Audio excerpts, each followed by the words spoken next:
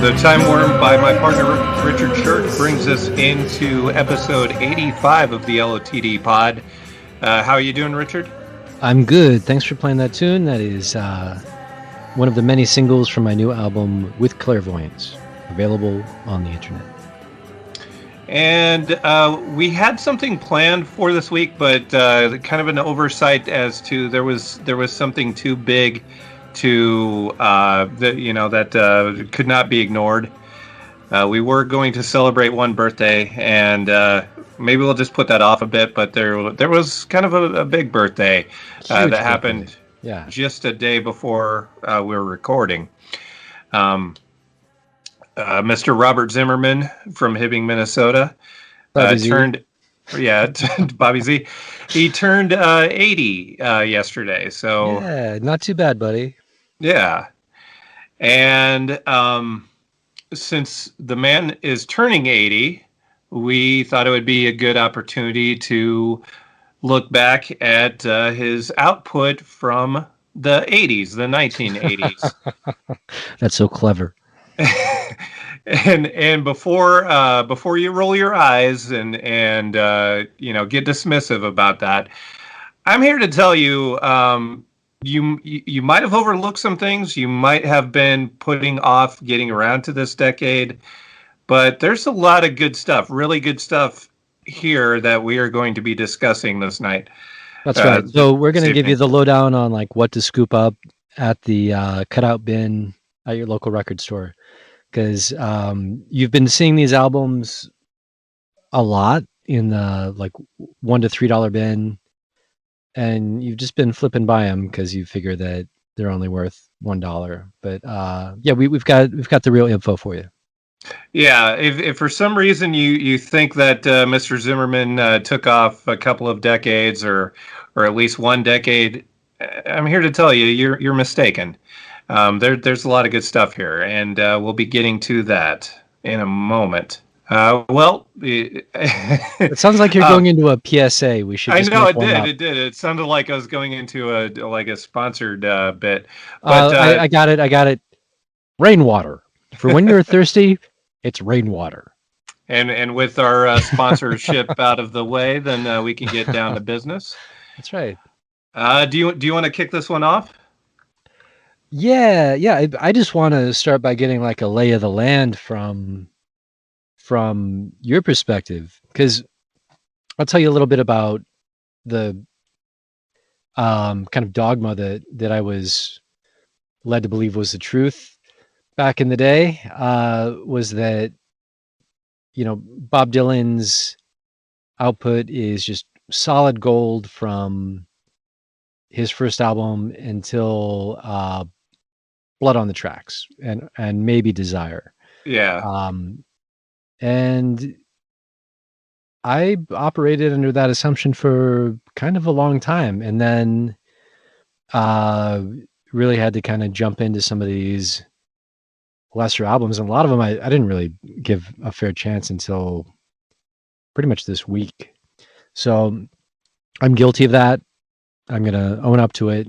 But yeah, my understanding of how Bob Dylan worked, which I picked up from record store guys and maybe a little bit from my folks, is that Bob Dylan, first album's like 62, 63, until 1976. And then you can pick him back up again around 1997 with Time Out of Mind and then his latest albums have been really fun. But yeah, there's that whole 20 years you're missing in there. Yeah. Well, yeah, I mean, like you, it was, similar, because I remember, when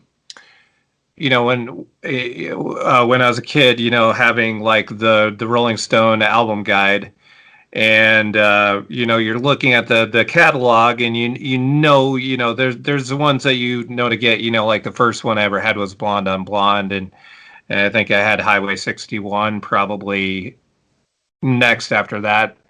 And to get those, that those are, or maybe Blood on the Tracks, to start with those. Right. And then later you get into like, the Basement Tapes. Yeah. but yeah, looking through the catalog, I remember in the Rolling Stone album guide, you get up to like Street Legal maybe, and then everything's like 2 stars or somewhere around there. And you just think that there's just this horrible, like, suddenly the guy didn't know what he was doing anymore or something happened. Um, Eventually, like because of that, just because of that reputation that you spoke of, for those albums. You get around to those later on, but yeah, you kind of wonder what that was about. And I guess since we're still in the very religious period, starting off the decade, and that's like where I'm going to kick off my playlist. I think that's really a big part of it. Like I think the fact I think really the critics were just not taking to the subject matter, that it was too religious for them, too Jesus-y or something. Oh yeah. And I really think that that's what it comes down to, because Saved, which I'll be talking about, for my first 2 tracks off of my playlist. I think Saved is a really good album. I think that's really like a 4-star album. But the album guide, well, actually the album guide for Saved gave it 1 star. Ouch. Yeah, and yeah, it's I don't know, there isn't much kind words from the critics on that album. I happen to not agree. I happen to think that that's a pretty good album. Yeah. So I think just giving our non-Dylanologist listeners a bit of a heads up in terms of what this whole Christian thing was about. He converts into being like kind of a like Bible thumper kind of.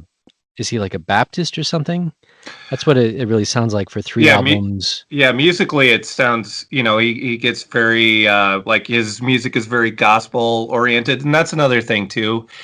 I don't know, to me hearing him take on the gospel thing is actually very cool, and I don't know if gospel just had like this stigma attached to it because because of religion or what it was. But like when I think of gospel, like to me,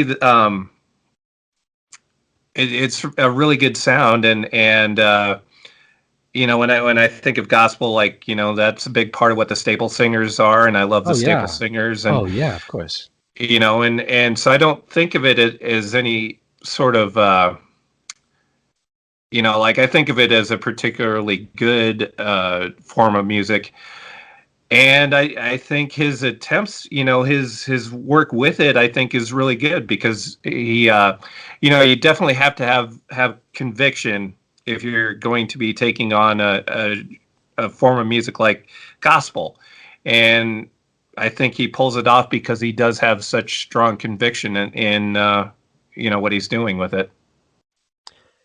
Yeah, I think if you have Mahalia Jackson or some like authentic gospel music, it's really it's interesting. It has its own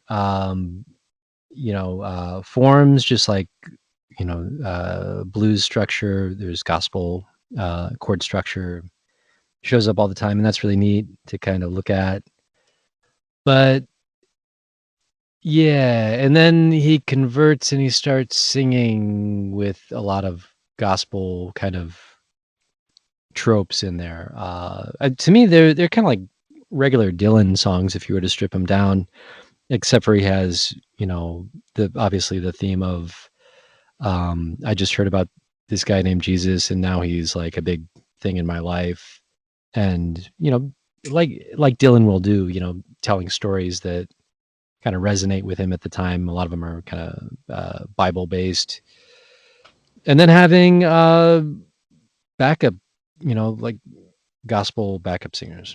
Yeah, and excellent backup singers. Yeah, they're great. And If we could just have the gospel singers on some of it, and maybe the mute the 80s production value. So I think you can kind of pick up on we're gonna have to disagree about how fun of an album Saved is. Oh yeah. I do think that Covenant Woman is a cool song. It kind of fits into the same kind of Dylan subgenre as One More Cup of Coffee, something like that. So that's fun. And some of the production is kind of like straightforward and fine, but I don't know. When Dylan's talking about like how Jesus is out to save everybody and you gotta have him in your heart, I just cringe, and I kind of think about. So I'm gonna go off on my musician tangent for a moment. Are you ready? Okay.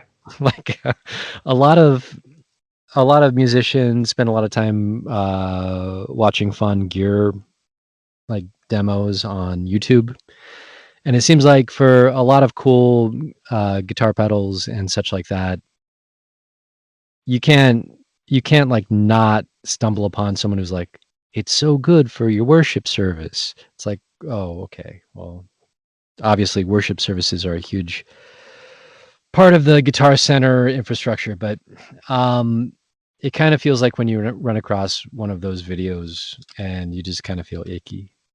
Hmm. For me. Yeah, I mean, for me, I just think it's there was a lot I like on Saved, and my playlist starts with a couple of tracks that open. So I'm going to double up on my first entry into my playlist because to me, like these are songs that are very well sequenced together. Uh, it's the opening two tracks of Saved, Satisfied Mind, which is a cover song written by Red Hayes and Jack Rhodes, been covered like a million times. Pretty recently by Willie Nelson, and I mean it just like there are plenty of covers even in the last decade of this song. Birds did it back in the 60s. And then the title track to Saved, which is a Dylan original. And it's, A Satisfied Mind is kind of like this build up, which very well does put you in the feel of like a Baptist church, like Black Baptist church sort of feel. And it's that like a Satisfied Mind is a song unto itself, but it is kind of the build up to Saved. It's that build, and then you get to Saved, and the choir really kicks in, and yeah, just like I don't know, I we will have more to talk about from my end as far as 80s production goes. Here, I'm not really hearing that. I'm not hearing the 80s production so much on Saved. I like the production pretty much for the most part, and especially the first two tracks. I think it really gets that gospel feel, that church, that Baptist church kind of feel to it, and just great performances. Great work by the backup singers, as we mentioned earlier. Great work by Dylan, because I think he has the conviction that is needed to pull off this sort of thing. You can't really like halfway do it with gospel. Yeah, you got to jump right in. Mm-hmm. But I would say that a lot of the cool things about gospel music can be, I don't know, subverted is exactly the right way, but you can use it in a non-churchy way. I just think about like all the great Rolling Stones early 70s tracks with great Yeah, backup like singing. you can't always get what you want and that sort of thing. Yeah, totally. But I wanted. I'm just wondering, like, I did kind of misstate the production value on Saved. It's I think I was mixing it up with another part of the 1980s. Yeah, Mhm. it's actually it's pretty tasteful for the time period. Yeah. Yeah, I think as we go on into the later albums, yeah, it'll be less tasteful, but I think here it's really tasteful. I really like Saved. The 1 star in the Rolling Stone album guide, I say BS to that. It's certainly not a 1 star album. That's ridiculous. Yeah, in my opinion about his 80s stuff in general is every single one of these albums, regardless of, the backing tracks or the, 80s production, every single one of his albums from the 1980s has at least 3 good tracks. Yeah, and yeah, the Saved actually had 4 that made it onto my list. So I'm not done talking about it, but yeah, I think this really might be the best one, the best album overall from the '80s, in Whoa, my really? opinion. Okay, okay. Well, I would say it's one or two, Okay, one or okay. one or two. Sure. Well, yeah, that's a very thoughtful assessment of this record, and yeah, for as long as I've known you, Sean, we sync up on most things, and it's fine that we don't on an album here and there. I'm not too bothered. Okay. Yeah, I really like I really like Saved. I mean, I'm not certainly not saying it's up there with Blood on the Tracks or most things in the '60s. Basically what I am saying though is for the '80s output, it's right up there at the top, and it's certainly a lot better than the Reputation. Um, and yeah, it's just I think all of these albums from his very religious period get grouped in a certain way, and I think that's what the critics. I think the critics were put off by the religious tone and weren't really looking at it objectively from a music standpoint. Uh, so for me, kind of being on the outside of this, I would say that yeah, it is kind of the music a little bit, um, but mostly it's just like the tone of and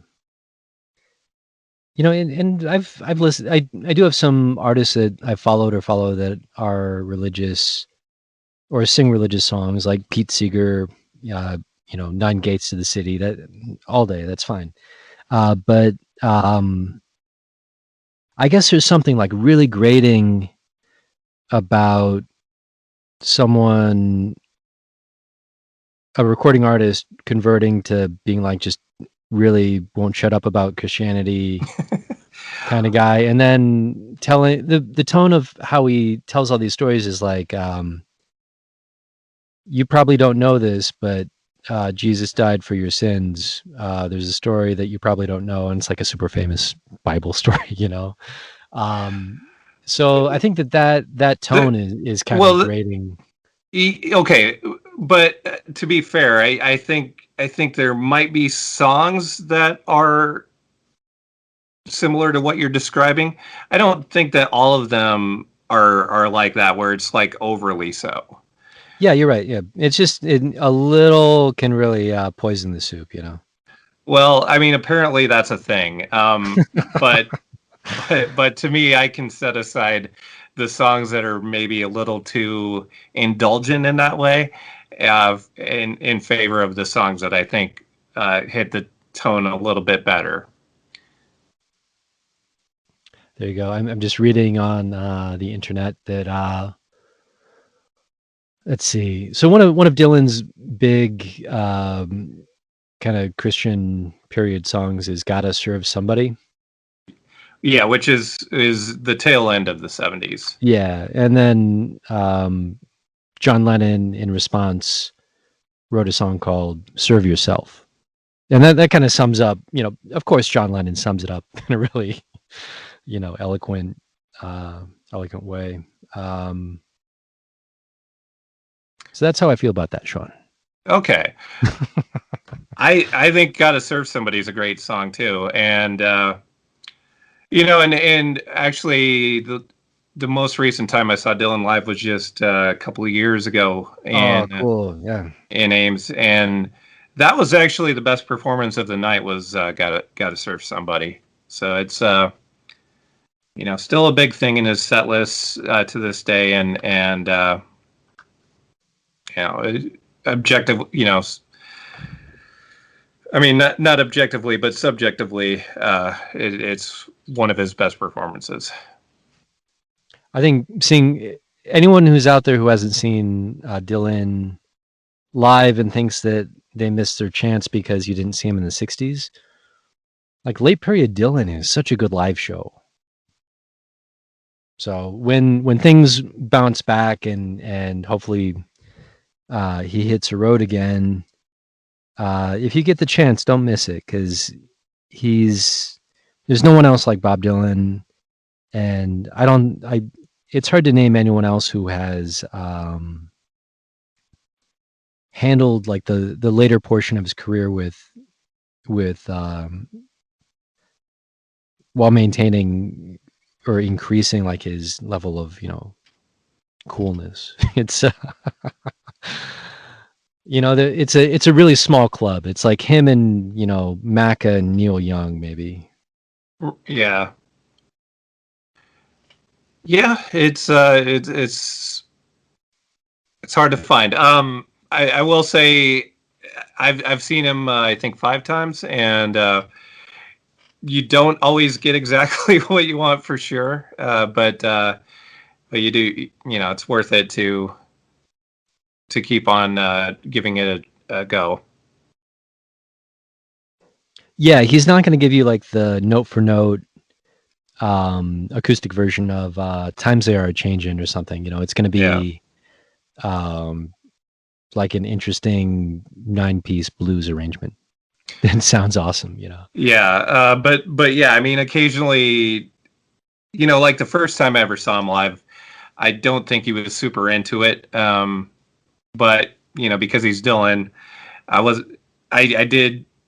did try again later on. So the results are not always there, but when they are, you'll really get something worthwhile. Yep. Yeah. So check him out if you haven't already. I think the last time I saw him, his entire band and himself were dressed as mariachis, and he was rocking just like the most elegant, like pencil thin mustache, and yeah, it was super. All right, so we still don't know what the first track on your list is. Oh yeah. Okay. Well, I'm gonna kind of jump around a little bit, and I don't think we have to really talk about every track on my list, but it's a really fun playlist. Sean, could you please remind our listeners or asking in the chat, how do we access the Spotify playlist that we're referencing? Okay, you want to go on Spotify and search LOTD Pod. That should bring up our podcast, but also our Spotify page where you can find our playlists. Mine is called Dylan Turns 80 with apostrophe S at the end for the 80s. And yours is called Zimmy at 80? When he was in the 80s, yeah. Okay. So, yeah, they are already up there, already available for you to listen to and enjoy. Yeah, and so going back to your question, I started off with a really great track called Dead Man from Shot of Love, which is the album that comes after Saved. And I probably should have reread the part of Chronicles where he talks about hanging out with Daniel Lanois and getting into kind of non-Western grooves. But I think you can find some just like smoking, like huge hits on Shot of Love, even though there's arguably some of the worst songs he's ever recorded on this record, but also some that Not that many of them, though. little goes a long way. But, you know, so Dead Man is totally a standout, and it's got like a vaguely, I don't know, like Caribbean bounce to it. But yeah, it's cool, and I think that and the other track I really like on this is "Groom Still Waiting at the Altar." I think maybe you have that Uh, yeah, on well, yours. not to give it away, But yeah, both songs that like for me they kind of sound like when he's jamming with the Hawks, you know, and you know, like Highway 61 or something. Like there's a real live feel to it, and they kind of rock, you know, in kind of a like a bluesy reggae kind of way. mm. Which you don't find yourself saying out loud that much. Um, so yeah, Shot of Love. What's your take on this thing? I like Shot of Love. So again, that's one that the Rolling Stone album guide trashed and gave like it, 2 stars to. Uh, so Shot of Love is one of the early ones I was exposed to because, as I've talked about before, Cheapo Records in Minneapolis would have used vinyl, and it would be like $2, sometimes $3 for just like probably 60-70% of the inventory there. Yeah. And so I would see something, by an artist that I liked, and pick it up because it was $2 or $3. And so Shot of Love was one of those records that I had early on, and it was like the first one I listened to. It was like, yeah, this is not a 2-star album. This is better than a 2-star album. I like Shot of Love. My number 3 track on my list is from Shot of Love. It's Heart of Mine, which is a great song. It's an interesting performance because it sounds very much, or it sounds, I would say, more like a rehearsal than a finished product, but still very good. And features a Beatle as well as a Stone on it. It has Ringo on it, and it has Ronnie Wood on it. Oh wow, what a mix! So interesting trivia attached to it as well. But yeah, just a really cool song that even if it does come off kind of like a rehearsal, it's still really good. Yeah, and I like that about Dylan in general is that on all those tracks on Another Side of Bob Dylan where he kind of cracks himself up, like those are on the record, and I think they make it really spontaneous and yeah, like the jams that I was talking about with Dead Man and Grim Still Waiting at the Altar, like those are really spontaneous feeling to me too. So Yeah. Yeah, I have a feeling that, if Dylan likes it and he's listening back in the control room, he's like, just print this one. I know it's not all the way done yet, but Right. Yeah. I mean, there always seems to be a certain feel that he's going for, and here this is very loosey goosey, and it's not what you would expect necessarily from the finished product.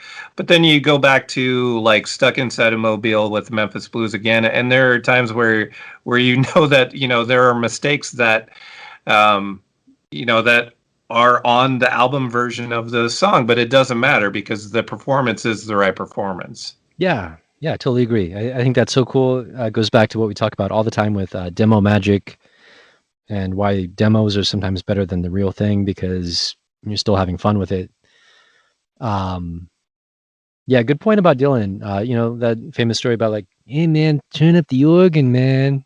It's just like that. Things that fall into place when you don't mean them to. Yeah. Yeah, I like this record too. Are you? I don't want to cut off any more analysis of your chosen track. Oh no, I mean that's kind of it. It's a nice, loose, fun, track. Good song. But yeah, I think part of the appeal is the fact that it is kind of a rehearsal sounding sort of thing going on. Yeah. So Shot of Love, Heart of Mine, those are okay. I think Shot of Love is really cool. So, um, so traveling with my hypothesis that every Bad Dylan album from the 1980s has 3 like really super tracks, I would have to say that they would be Shot of Love, Groom Still Waiting, and Dead Man. And then Ooh, ooh. what? Well, you're omitting the track that to me is like maybe the best track of the '80s for Dylan. But Well, and then for like okay, pretty cool tracks are Heart of Mine and In the Summertime. Um, okay, well, and then I would say that I have some negative things to say about this album, but please go ahead. Tell me okay, well, more about your love for I, this record. I'm just going to say one thing because I don't want to give away what's coming later on my list, but there's one track that you have not mentioned that I feel is the best track on the album. But I want you to go on. We'll come back to Suspense. that. I will say that like I I'm not putting my list is actually in the sequence that feel gives it the best listenability, like it's its own album. But I also kind of saved the best for last, not necessarily intentionally. So the track that I'm speaking about, I will not be talking about until toward the end of the discussion. That's right. Stick But around, folks. so I don't want to give that Don't away. don't But touch that dial. with that, I'll let you proceed with your shot of Yeah. love discussion. Yeah. Yeah. So I mean, obviously, Sean has like really Flick has totally strong feelings about this record. I Well, liked especially one song that hasn't exactly. changed. Yeah. But I would say that yeah, the reason why you can find this for like $2 everywhere is ooh wow. There's some if you can just make it through Property of Jesus and Lenny Bruce. Um, He did Lenny Bruce live a couple years ago too. and I bet it was good live or interesting, but here it's maybe better as an essay or something. But it's bad. I can't really sugarcoat it. I'm sorry to disappoint anyone. But yeah, having I some think that might be a controversial take, but really, yeah, I just think it's not as much by me. I'm yeah. not a big champion on that one, but I think there are a lot of people that are. Yeah, I just think the writing is really lazy. Lenny Bruce is dead. He shone a flashlight in people's beds, like or reach people's beds or whatever. It's not well written. It's like 5 minutes long. It's bad to me and bad writing, bad arrangement, and it doesn't help that it's right on the riding that crest of Property of Jesus, which is you know something a song title like that might as well be back in high school in Iowa, with where unfortunately the only rock and roll bands that you could get on a bill with were like Christian rock bands. It was so bad. Very dark period of trying to find musical comrades. Okay, but okay, so neither of those tracks are the one I was talking about. Are there any other tracks I'm on? glad because I would have totally offended you just now. Yeah, I know you would have. Any other tracks you're going to trash on Shot of Love to No, make sure I that would say okay. like yeah, there are like four or five really good tracks, two really bad ones, and then everything else for me is kind of like it's pretty good. Okay. All right. So are we ready to move on from Shot of Love until we come back to it for other tracks? Definitely. Okay. Yeah. Because I really don't like talking bad about anybody, but Dylan, Dylan's my guy. Zimmy and I go way back, so it's hard to. This is a very difficult radio show in some sections where you have to talk bad about someone that you really like and respect. But as we stumble through the '80s, we end up at Infidels Yeah. next, and I feel like I don't know where Dylan is in his life, but I feel like maybe he's kind of turned a corner with his beliefs, and I think maybe the reflection of that is a really cool tune that I picked out called "Man of Peace." Um, often, like, the gist of the song is oftentimes the devil shows up as a man of peace. It's a cool narrative jam, and yeah, I feel like maybe he's saying he went down the rabbit hole and he realized that he's not really a rabbit. I'm not sure what that means, but My interpretation of that song is that he's like, okay, I put you guys through a lot, and sometimes the like really placid, peace loving thing that you're supposed to trust in has some evil behind it, or something to those something to that effect. yeah. So Infidels is interesting, and it's interesting in a lot of ways for what was left off of it too. But I think it's really like the first collaboration between him and Mark Knopfler as producer. But yeah, the first track, that's Infidels related on my list is actually something that was left off of Infidels, and that's Foot of Pride. A really strong track that I guess legend has it that it was just left off at the last minute, and not I don't think Dylan's really ever let on as to why, but it's a really strong track. I thought it was especially strong. Like we talked about this track, the Lou Reed version of it on our Lou Reed show, because Yeah. he did such a great version of it in the Dylan 30th anniversary celebration. But the original is really good too, and definitely would like to have it on Infidels. And I think someday there will be like a big bootleg series version of Infidels that will kind of set it all straight. But yeah, Infidels is a strong record as it is. I think it would have been a lot better with a couple of omitted tracks. Do you think he was kind of like Springsteen was in the early '80s, where he's like, I can't put Streets of Fire on an actual album; it's too big of a hit. I don't think Foot of Pride would have been a hit, for sure. But I don't really know why, but it's a great song, and it's very cutting, some very cutting lyrics to it. Yeah, it's just prime Dylan, but it just didn't make it on. Yeah, I like this album. I'm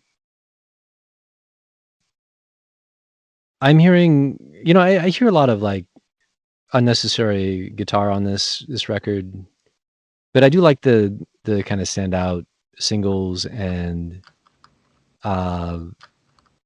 some of these songs are, to me they're kind of like right on the border of playful and dumb, but still really enjoyable. Like Neighborhood Bully, for instance, I think is one that falls into that category.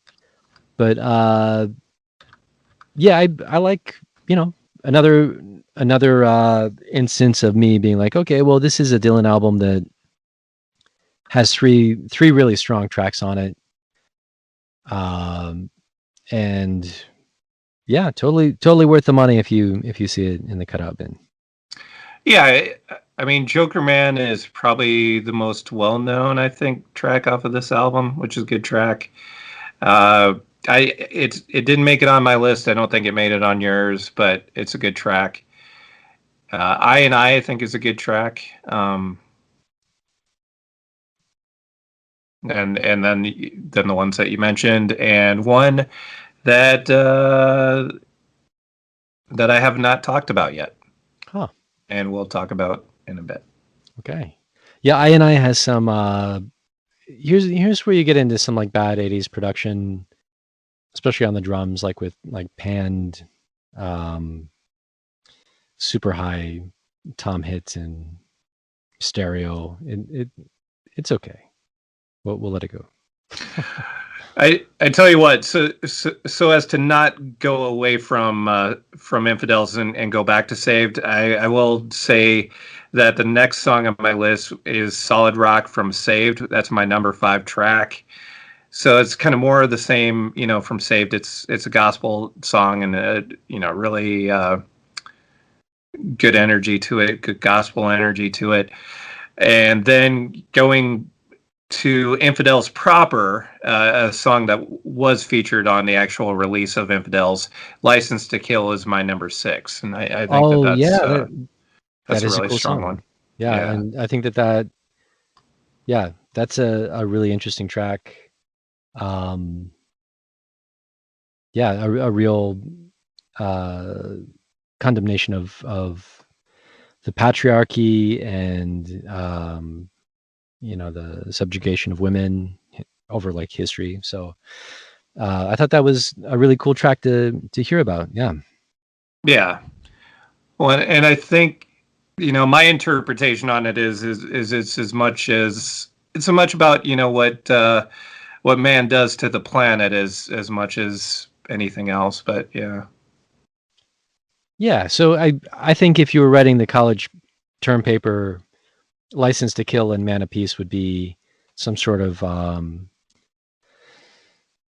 point in Zimmy's spiritual journey where he's like wondering about the role that religion plays in aiding and abetting those behaviors. Well, we'll have to dig deeper into that one, I guess. Oh yeah. Let's definitely write that college thesis. Gonna get my PhD in Dylanology finally. But yeah, I feel like "License to Go" is one of the really big tracks from the '80s, but not the most well known. I think if we're just going to go by listens on Spotify, so I guess it's at 1.7 million, but that's like the third on just this album, so it's not well known enough. I think it's overlooked, but really good. Yeah, yeah, totally. All right. Let's see. So we going to move on to the next album in the discography? Yeah, man, it's Empire Burlesque time. Ugh, okay. So, Um, so here's your '80s production. yeah, This is where the really '80s production sound where it really kicks in. And this one I'm not a huge fan of, but let's yeah. see. So this is the one. Yeah, you definitely see this in the $1 to $3 bin, and it's totally worth 150. Um, and I think it does have, staying true to my hypothesis. I think it does have 3 good tracks, but you got to kind of squint to see them a little bit, Um, and that's too bad. And then I think it also has, if we're compiling the mirror version of my playlist, arguably a song that is even worse than Lenny Bruce or Property of Jesus, which would be Emotionally Yours. It's not So, fresh in my mind, but oh, I let's all just take a second. We're gonna take, if you hear silence on our end, it's because we're totally listening to "Emotionally Yours" from well, two different time zones simultaneously. It's very yeah, bad. I mean, so the my selection from this album Yeah, please. is the opening track, "Tight Connection to My Heart," which is gives you some of that bad production, but it is it's Dylan doing soul, which it's not. I don't think he pulls it off as well as he pulls off the gospel stuff, but I think it works. And again, it has a lot to do with great backup vocals. The backup vocalist, which by the way, features Caroline Dennis, who he Oh, was married to at the time. Um, they're without them, I don't think it's as good, but I do think it works. I would say it's one of the lesser tracks that I put on my list, but at the same time, it would probably be the one that would be picked as a single. It's like the likely one to be to have any shot at top 40 oh man, yeah, success. yeah. This But is the kind of 45, 7-inch single that you'd totally see in Goodwill. It's yeah, and at 5 minutes and 21 seconds, it's too so long. But long, so long. that is a hallmark of the 80s for sure. Yeah, just repeat the chorus like 84 times. Right. It'll be okay. It'll be okay. Just hammer the Um, chorus and for 5 minutes. yeah, and that's all you're gonna just hear that song. It's 5 minutes 20, but it's gonna feel like 15.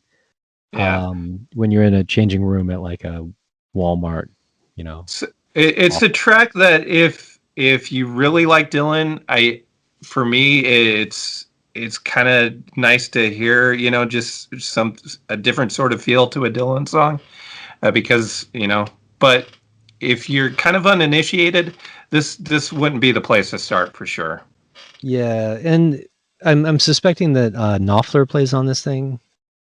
Uh, so this is the album actually that has I think just about every musician played on some session for this. Just about. Really, like the list is so long. Let's see if Knopfler is on here. Ronnie Wood again. We got Ronnie Wood again. You got Mike Campbell. You have a lot of the Heartbreakers, or maybe all of the Heartbreakers on this album. No Mark Knopfler though. Well, he's there in spirit for sure. And yeah, I one of the tragedies of Empire Burlesque for me is that it's probably like top 5 in terms of cool Dylan album names. Sure. Yeah, I can get behind the name. I would say it's definitely for me. This is bottom. This is at least bottom 3 all time for Dylan albums. Even the font is bad. So And it's a kind of font and a border around the album cover picture. It's really it could only exist in one decade in human history. right. And if we did any research, it's probably like a Robert Longo, like super expensive art production. Anyway, I don't want to. It's so easy just to go down that whirlpool of. I know, yeah. Yeah. There, to me, there's so much good to discuss too, and what we could just burn Empire Burlesque into the ground. Probably skip this one. This is one that I would say should just be glossed over if you're going to gloss over everything. If I would say the complete opposite, because that's how we're rolling today, Sean, is get it. Don't pay more than $3 for it. So definitely watch the shipping if you're, eBay. But yeah, I would say, yeah, like I was saying, you got to squint a little bit, but I think When the Night Comes Falling from the Sky is really cool. If you can just kind of like see past some of the super clean guitars and the like 80s drums and some of the keyboards that I think they borrowed from Genesis. It's kind of neat. It's like Get some has Mike that Rutherford's keyboards. exactly.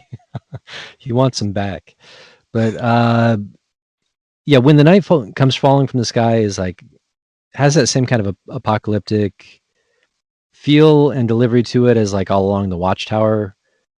And but yeah, then there, some like synth drum breakdown, like way deep in the super overlong 7 minutes and 28 seconds. But so When the Night Comes Falling from the Sky, that's a cool tune. I think Trust Yourself is not a great tune, but I like what he's saying with it. And I'm pretty sure there's another song on here that is not completely awful, but I would say that Emotionally Yours is bad enough that it's worth picking up this album just to be like, if you want to like shock your friends.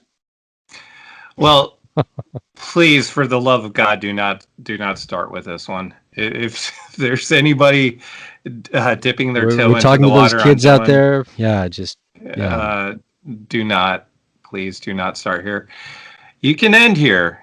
Don't start here. Yeah. What he said exactly. Yeah, I've been listening to 80s Dylan all day, so if I get a little bit punchy, it's that'll do it to you. Well, again, to me, there's a lot of good to focus on. So, we don't want to get bogged down in the Empire Burlesque. But the next album would be Knocked Out Loaded, which also happens to be the album that I picked my number 8 track from. So that's convenient. And yeah, and my number 8 track is not, it's a cool track, and I like it a lot, and picked it for that reason. But it's not even a Dylan track; it's a cover.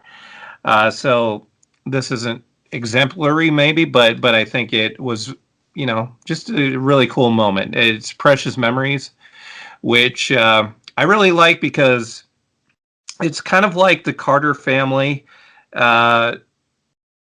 was from Jamaica.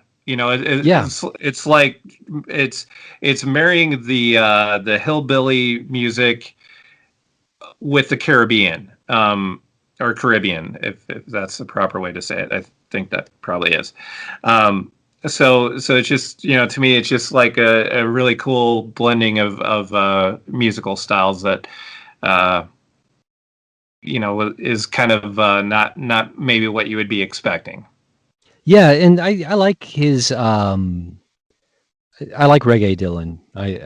Reggae Dylan shows up on, for at least a track or two, on most of these records that we've talked about so far. Yeah, I like it a lot. And then, yeah, that's a really accurate way to sum up this tune. But yeah, it's not, it doesn't really have that. It does have some 80s production, but doesn't hit you over the head with it. And it starts out with like a real smoking tune. You Want to Ramble. Junior Parker tune. Yeah. One of the covers on, and it's really cool. It's loud and fast and fun, and really like it. So definitely worth checking out just for that. And for me, I think I put They Killed Him which is the second track. Yeah, Christopherson song. Yeah. Me and Double You get K. some covers on this one. You get a good dose of covers. I this album is no great shakes or anything, but it's kind of nice for what it is. Like like you said, it's just kind of fun, and it maybe is still on the lower end of the Dylan spectrum. I would say it probably safely is, but it's still a fun and worthwhile listen, and enjoyable. Yeah, yeah, and this one, normally I'd say that every bad album has 3 good tracks on it, but I don't think this is a bad album. I think it's pretty fun. So Yeah, yeah, it's definitely, you don't start with this one either, but this is worth your time. Um, and and I think even more session players on this one than Empire Burlesque. wow. So again, you have I think all of the Heartbreakers. You have James Jamerson, Whoa. Okay. Cool. Motown legend James Jamerson. Um, you have T-Bone Burnett. Cool. Yeah. Yeah. Let's see, you have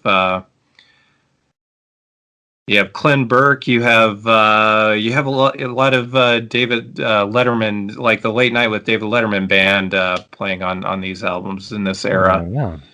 and Al Cooper, the stalwart Dylan sideman, Al Cooper.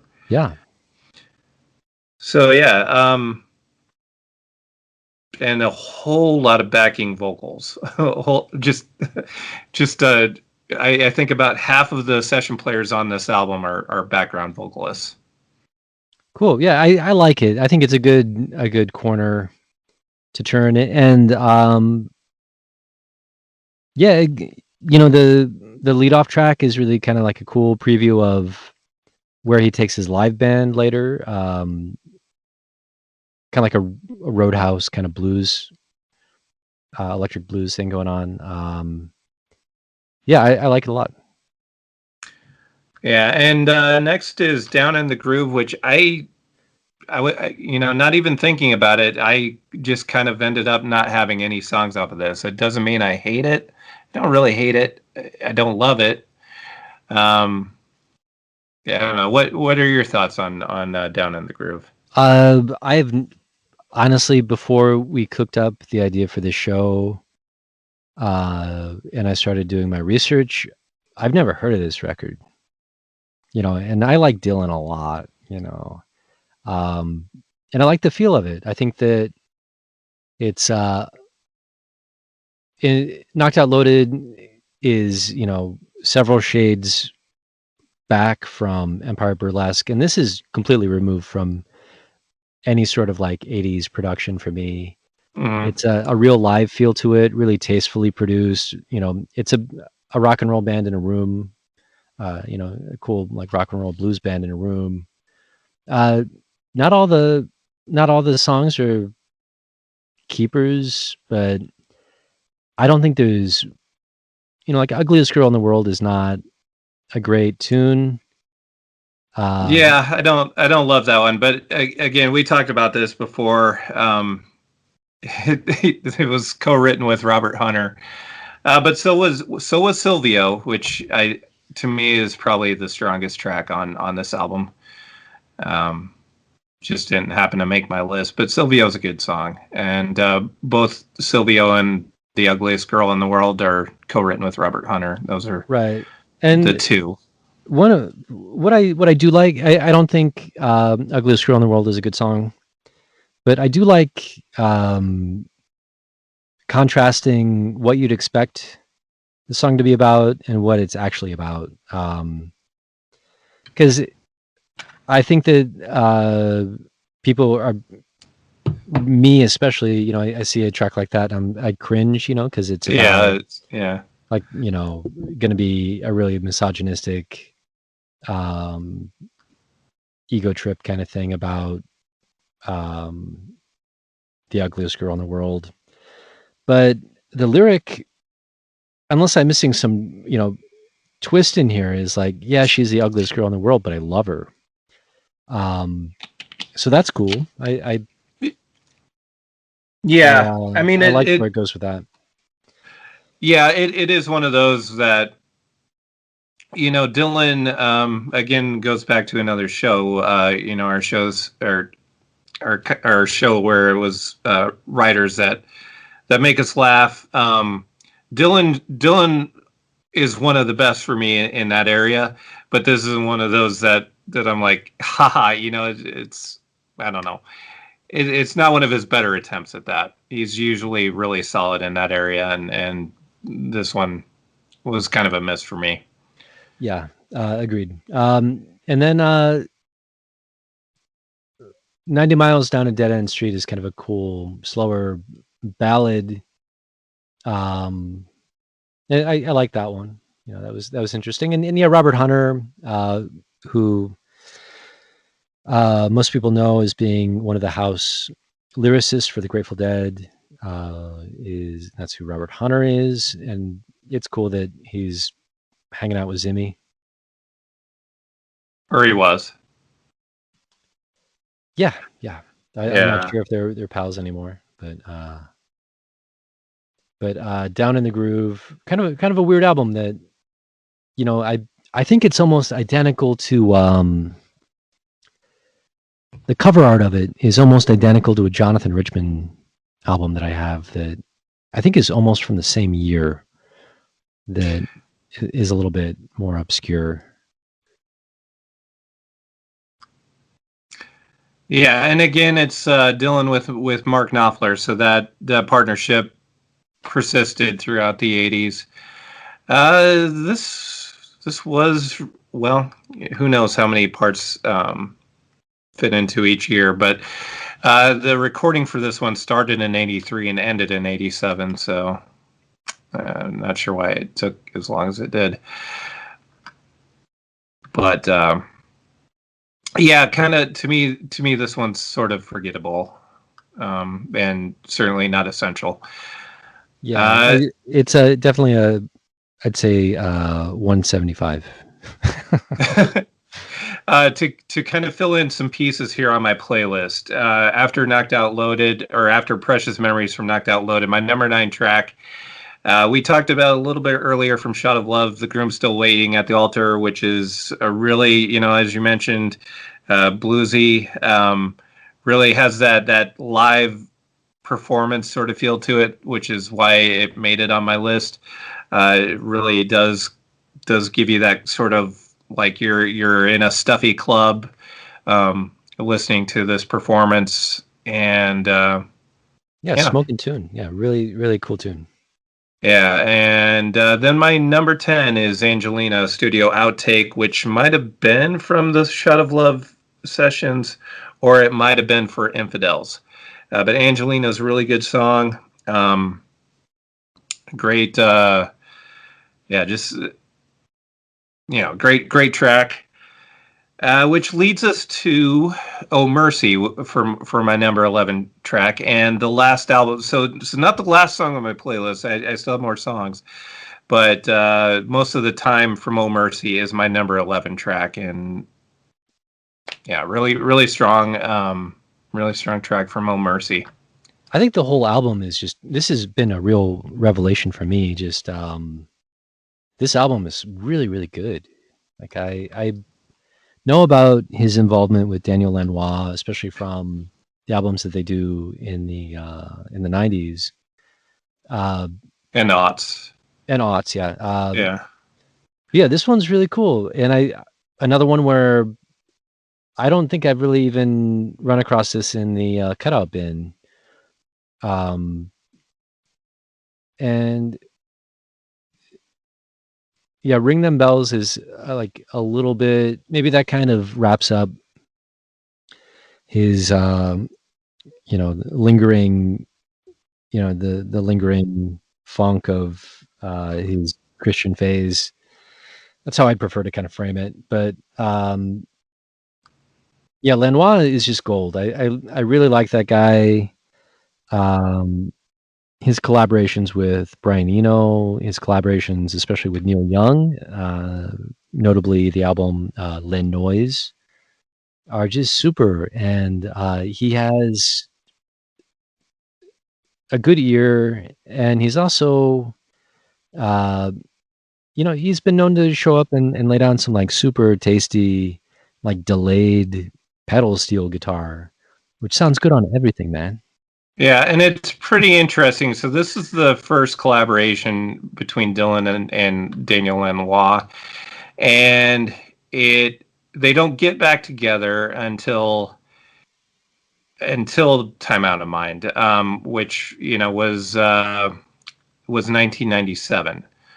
So yeah, it if you would have put out Oh Mercy after Time Out of Mind, I mean, it would have just been a mega hit. Would have had all kinds of Grammy wins and everything. But yeah, just kind of in the context that it happened in, I think it is one of those that maybe a lot of people don't stumble on until later. But yeah, it's kind of interesting that this was such a big collaboration later on, and the seed of it, is just so far removed from the big success that happened later on. Yeah, agreed. Yeah, I think he was just kind of in the doghouse a little bit in the 80s, and not just with the general public, um, but critically. But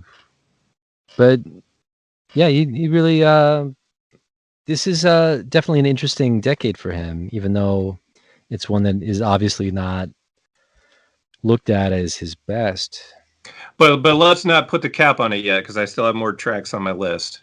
Totes. Yeah. So from this album, I put "Man in the Long Black Coat," which is cool. That's a fun song. And "Shooting Star" and "What Was It That You Wanted." Those are all on my playlist. But I really invite everyone to just dig into this record. I think you could maybe skip past "Ring Them Bells" if the Christian period left you as icky feeling as it made me. But other than that, this is But a really. saved is so good though. I'm glad that you like it. Yeah, I'm got more I'm to always say about it. happy that you're happy. But this Um, would be the part of the show where I'm going to tell you about how I have to probably pick up "Oh Mercy" on eBay.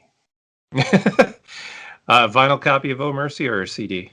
Oh, vinyl, yeah, for sure. Okay. Yeah, Oh Mercy. Oh Mercy is strong. And by the way, Shooting Star, in case you're wondering, not a Bad Company cover of that tune. Never But crossed my mind. okay, just in case. Uh, it would be interesting though. Would that would be like a big left turn if you're putting on a Dylan record and then all of a sudden he's covering Bad Company. I would welcome it. Huh. I would want to see where it goes.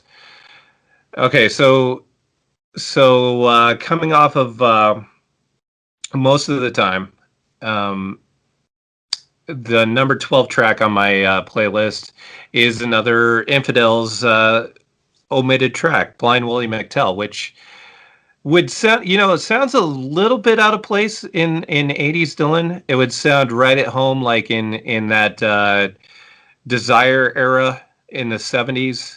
Like it would sound right at home on Desire, I guess is what I'm really saying. Oh, I love Desire so much. Yeah, really, really strong track, but like Foot of Pride was left off at the last minute, kind of mysteriously. And then my number 13 track, and I'm finishing out with what I think are the absolute, well, for me, are my favorite tracks of the 80s and what I think are the best tracks of the 80s. From Saved again, Pressing On, really great, really like, it's not really, well, it's still very gospely. Saved is really kind of just a straight up gospel album, and maybe we differ on this, but I totally love it. But Pressing On, I think, is one of the best tracks of the 80s. And then the track that didn't get mentioned earlier, From Shot of Love, but I think is perhaps the best thing that he wrote in the 80s, Every Grain of Sand from Shot of Love.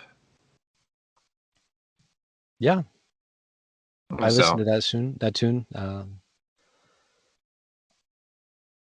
It's knowing how much you like it, I will listen to it again.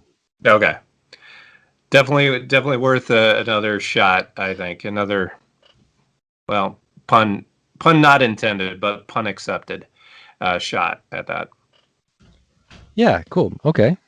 Well, I will give that a chance, um but yeah, the uh Dylan doing Christian rock, Christian, or I'm sorry, like Christian music, I think freaks me out a little bit more than it does you. So, Yeah, um, yeah, I think it sells it really short to make it sound like it's Jars of Clay or so, which that's probably not. I don't know anything about Jars of Clay. I just know the name and know that they're Christian rock. So I shouldn't even talk about them. I don't even know. I But don't think you're that far off. mm, I think that part of the cool thing about Dylan has always been how he's going to reinvent himself and not just reinvent himself, but invent himself. You know, even his name, you know, is an invention. His persona was kind of like an invention, very deliberate. And one of the things that is frustrating to me about, and this is me from the outside looking in, I'm not Christian. So from the outside looking in, it's totally bizarre that, you know, every institution, government, school, and, you know, whatever else is like, yeah, of course we believe in God. Um, you know, I pray to God and then I get, you know, my income taxes sooner. And it's this really bizarre thing that no one really, in, oh, I wouldn't say no one, but rarely do people pause to be like, you know, what is that all about? Why are millions of people in the United States, billions of people the world over, like so into this really like esoteric superstition? And it's on our money, it's in our government. When I was a kid, you had to pledge allegiance to the flag and talk about, you know, take an oath, you know, to God, and it continues to just perplex me. I have no idea what that is. well, okay. I mean, this is perhaps too big of a discussion to try to encapsulate, but um, okay. So I think there are two things to know, at least from my perspective, on this music that he did during this time. One, I don't think that he became like an institutionalist because he became religious, and I don't. He doesn't seem to be in any way right wing or any of those things that you might associate with some of the problems. Some of the things that you definitely wouldn't want to come across. I mean, the thing about it is, I I like this because one, it's good music. Like on a musical level, just taking out lyrics and whatever, I think it's great. But two, I also think it's very sincere, very from the heart, and pure. More pure than maybe the way that you're looking at it. Um, I Yeah, think there's a big I don't doubt his difference. sincerity. Yeah, Yeah, I think there's a big difference between the person who is pure of heart and uh, devoted to a god or God. Um,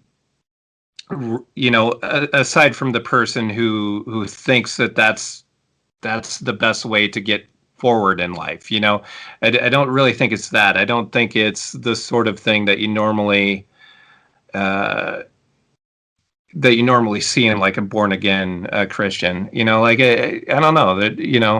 okay, yeah, I think that's very well put, Sean.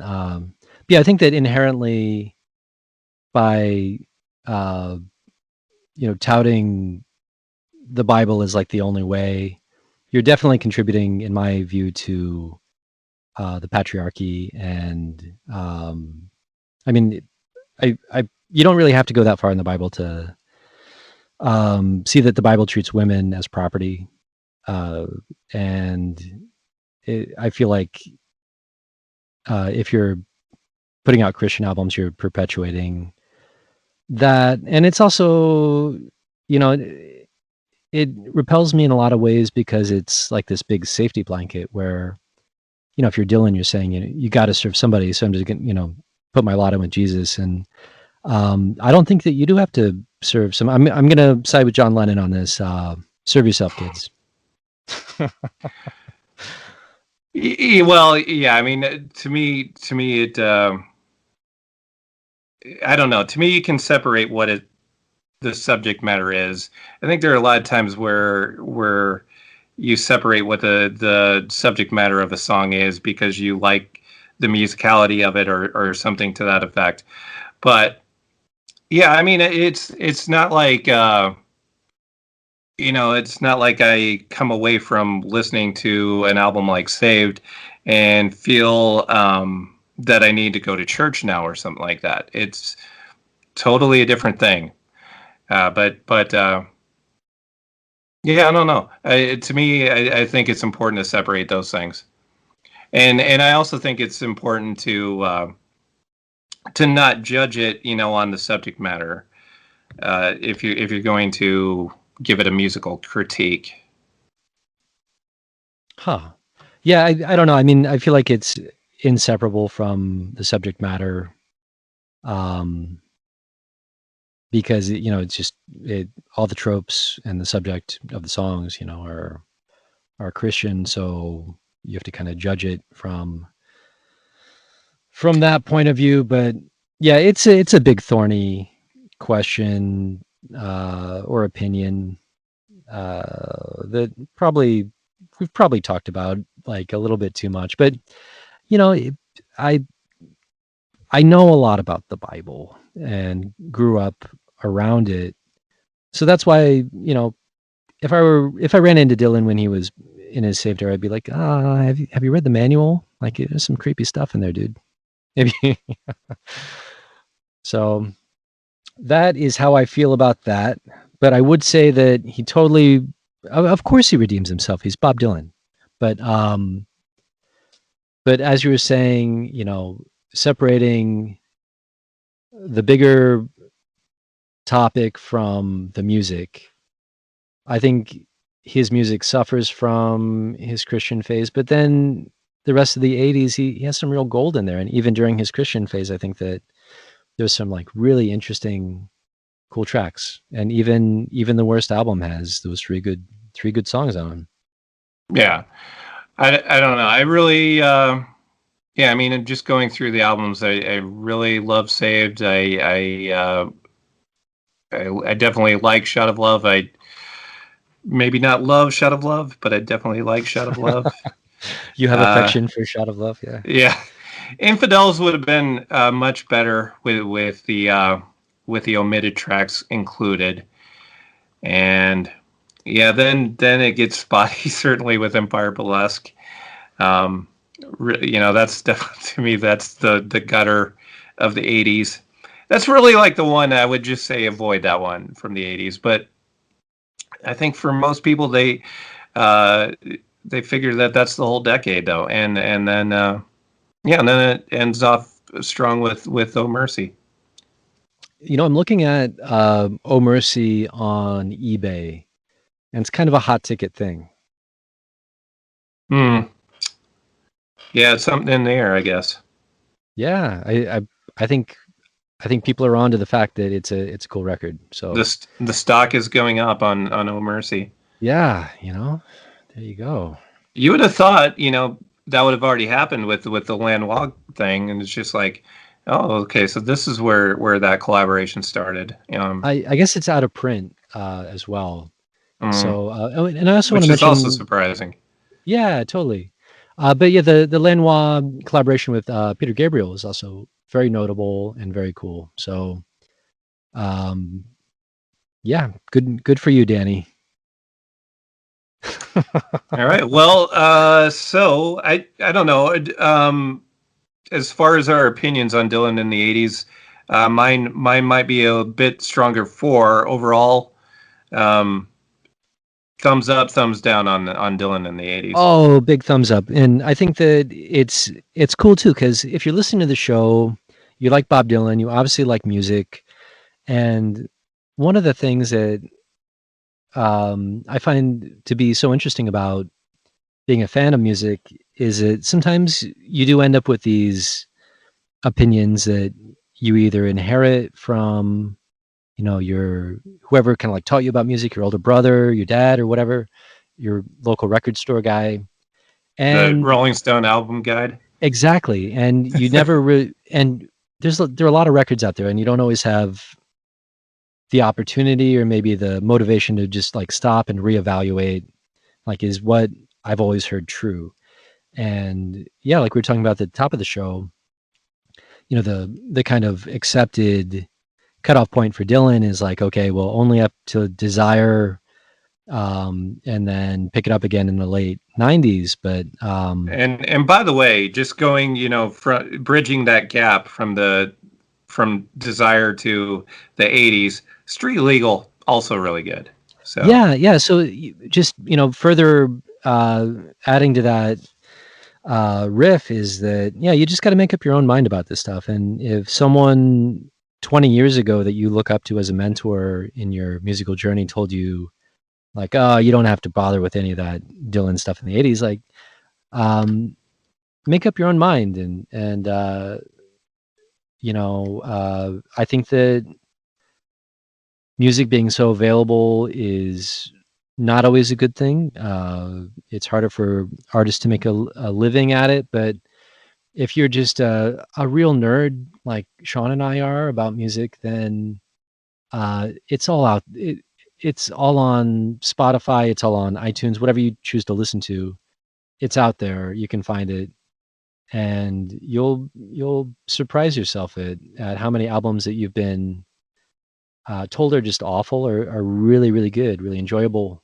yeah, yeah. I mean, definitely now is the time with the availability of everything to expand your horizons as much as possible. Like you know, um, I don't even think about it much anymore. But like I can't remember the exact conversations we've had, but it's just kind of like having conversations about an album, and it's just like, well, I've never listened to that album before, and now it's kind of surprising to me.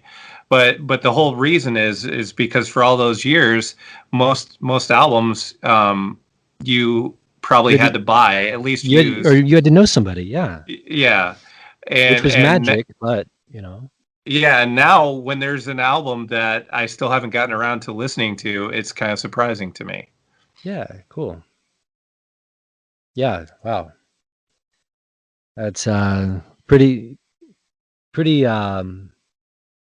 it's nice to take a step back and realize that for all the ills of the world, you know, I'm looking at like 45 Dylan records on Spotify right now that I could listen to anytime I want.